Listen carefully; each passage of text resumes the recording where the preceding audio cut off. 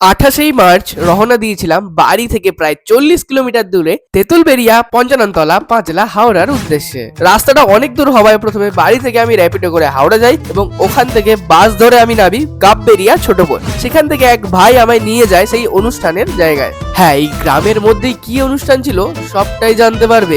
শ্রী শ্রী রামনবমী মহোৎসব উপলক্ষে ছিল অঙ্কন প্রতিযোগিতা, আর সেখানেই আমাকে ওরা আমন্ত্রণ করেছিল। চন্দন দিয়ে বরণ করছে আমাদের ছোট্ট বোন, অনেক অনেক ধন্যবাদ।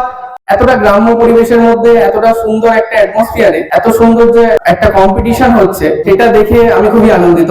6 পরে ও কিন্তু আমার প্রতিচ্ছবি এঁকে এনেছে, এটা কিন্তু দারুণ বিষয়। কারণ ওর এই উৎসাহ এবং ওর এই কনফিডেন্স দেখে একটা সব থেকে জোরে হাততালি কিন্তু চাই এখান থেকে, শুধুমাত্র ওর জন্য। থ্যাংক ইউ, খুব বড় হও, ভালো কাজ করো।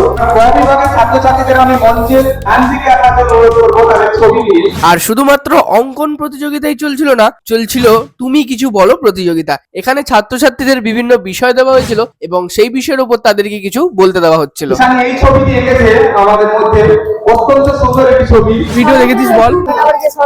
বাটানগরের সরস্বতী পুজো ওটা দেখেছিস? আর কি দেখেছিস? আর কোনটা বেশি ভালো লেগেছে তোর?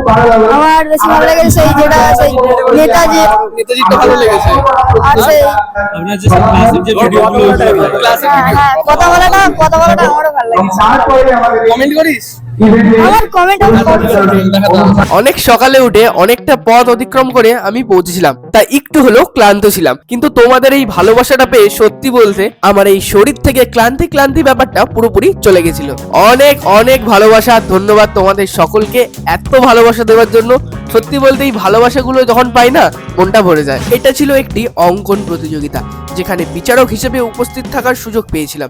সত্যি বলতেই প্রত্যেকে অসাধারণ সুন্দর করে এঁকেছিল। প্রতিটা ছবির মধ্যেই ছিল আলাদা একটা অনুভূতি। তবে প্রতিযোগিতার নিয়ম অনুযায়ী সেরাদের মধ্যে ফার্স্ট, সেকেন্ড, থার্ড, ফোর্থ নির্বাচন করতেই হয়েছে।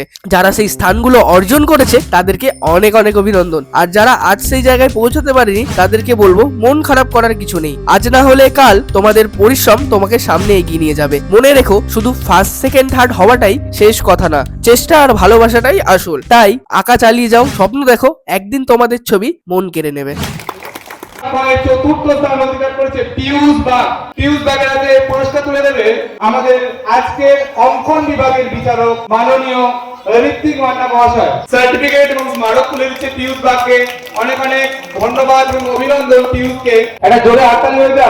যারা এই অঙ্কন প্রতিযোগিতায় কোনো না কোনো পজিশন পেয়েছে, একে একে ডেকে সমস্ত ছাত্রছাত্রীদের তাদেরকে পুরস্কারগুলো হাতে তুলে দেওয়া হলো। আমাদের ক্লাব সদস্যদের একটা জোরে হাততালি হয়ে যা। এত সুন্দর ইভেন্ট আমাদের পাঁচলাতে হয় আমার জানা নেই। মানে ট্যালেন্টকে গুরুত্ব দেওয়া সেটা অনেক বড় বিষয়। আজকের এই ভিডিওটা আমার জন্য না, এই ছোট ছোট বাচ্চাদের জন্য যারা এত সুন্দর করে তাদের কল্পনাকে কাগজে তুলে ধরেছে। আমার বন্ধু অঙ্কুর তথা পুরো গ্রামের মানুষকে ধন্যবাদ, যারা এমন করে একটি সুন্দর অঙ্কন প্রতিযোগিতা আয়োজন করে সবাইকে উৎসাহিত করেছে। এই সুন্দর উৎসবের মুহূর্তগুলো মনে নিয়েই আমি এবার বাড়ির পথে। আবার দেখা হবে নতুন কোনো ভিডিওতে নতুন কিছু নিয়ে। ততক্ষণের জন্য টাটা।